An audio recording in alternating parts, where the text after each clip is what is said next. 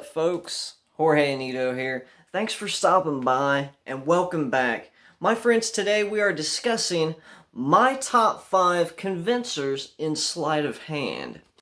Yes, I realize that most everyone knows what a convincer is by now in sleight of hand, but for the sake of clarity, a convincer is a move, mannerism, or subtlety that accompanies some type of sleight of hand in order to make it more convincing, right? It doesn't raise the red flags, it stops the red flags from going up, right? These moves are just a lot of fun, and there's so many of them, too. But before we get into it, why don't you do me a solid? Let's crack this algorithm.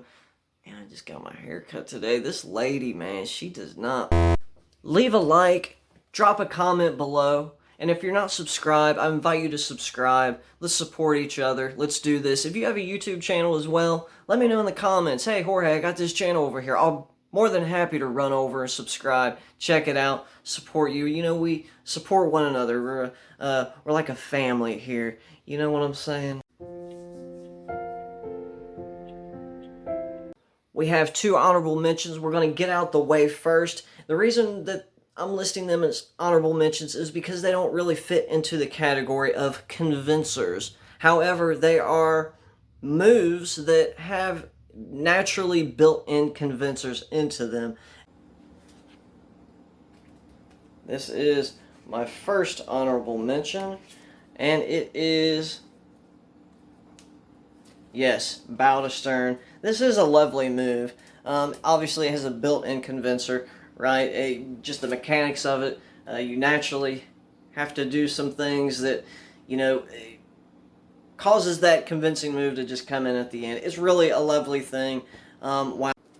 And coming in at number 2, convincing move, honorable mention, that is, yeah, my Louise control. You know, I'm not listing this because it's just a move that I created. I am really proud of this move, by the way, but it's something that it's like my go-to. I really do use this move all the time. If you're interested in learning the Louise control, I'll leave a link in the description. But yeah, just to run through it real quick, it's just you display the selection. You know, the spectator can call out stop. They have this visual of they're looking at their card and they see, you know, where they said stop. You swing the card around, just put it right in the center where they said stop, push it in, and it's on top. There's also, you know, the Louise control. It's a part of a family of 3 sleights I do. There's also Louise de Palma, where you palm the card away. Louise to second, where it goes second from top, and the Louise control. So yeah, bow to stern, Louise control. Those are pieces of sleight of hand that have these built-in convincers, and so for that reason, they're honorable mentions. Now let's get into my top 5 convincers. Coming in at number 5 is a move that I always find credited to Bebel, and that is just that, what you've seen right there. A single card thrown out on the table, right?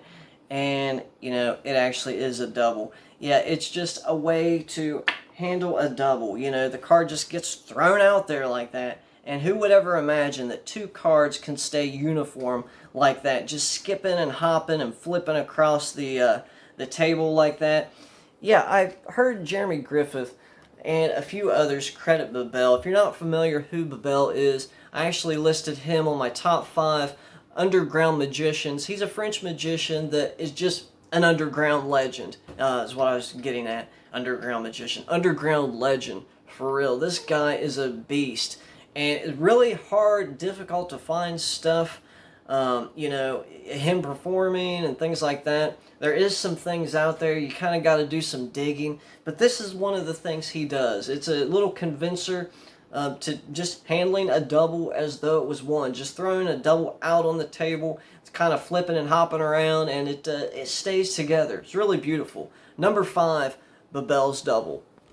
Coming in at number 4 is a little convincer that accompanies the tilt.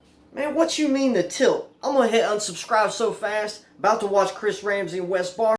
I hear your concern, and trust me, just trust me on this one. This is really something of value. But here's the thing, let me just say this about the tilt. The tilt, in my eyes, is just always how I've looked at it, winds up in a category of sleights and moves that I refer to as the untouchables. And that is for the simple reason, I've encountered so many magicians. This isn't always the case, but I've encountered so many people who just will not touch this move because they don't believe in it. It doesn't have what it takes. And there's a whole, give you a few examples of others in this category, the untouchables. You have the tilt, the zero shuffle, the criss cut force, however you want to use that. Yeah, these double undercut. This is just a family of sleights that magicians, for the most part, do not want anything to do with. And if I'm being honest, I've maybe had some not so savory views towards some of these moves myself, but my opinion has changed as of late, and it's just not the right way to think about things, to be honest. Because we can't use that on each other and expect to fool one another. Something like the tilt doesn't mean that it won't fool a layperson. The tilt really is a good move. And I think, what turns a lot of people off from it is, this whole action where you're showing the card and you're doing, this thing right here, right? And then you get it second from top. Like, I don't even do it this way, But number 4, this is a little something that was brought to my attention by Alex Pandrea, and it really is really cool. It's a really cool convincer to go along with your tilt, and that is you're showing the card, you pick up the cards about halfway just to get them right in that spot, and yeah, wouldn't you know, it is second from top. So just this little addition of doing this. Now, obviously, what you're going to have to do, I think it's self-explanatory, but that's basically the thing that's happening right there. From the front, it just looks like you're picking up half the deck to place the card in here. Really, it's going second from top. From back here, it really does not look like it. Now, since then, I have added my own little convincer. This is already convincing, but before I close this down, I'll actually peel off that card and say something like, you know what, we'll actually leave this sticking out for just a minute. And so it really does flow really good, and it works for this tilt move. So number 4 is Alex Pandrea's convincer that goes with the tilt. Yeah. Coming in at number 3 is the spinning double. I've been using these cards for a little minute, so yeah, but I think you get the idea. If you're interested in learning this move, I'll leave a link in the description below.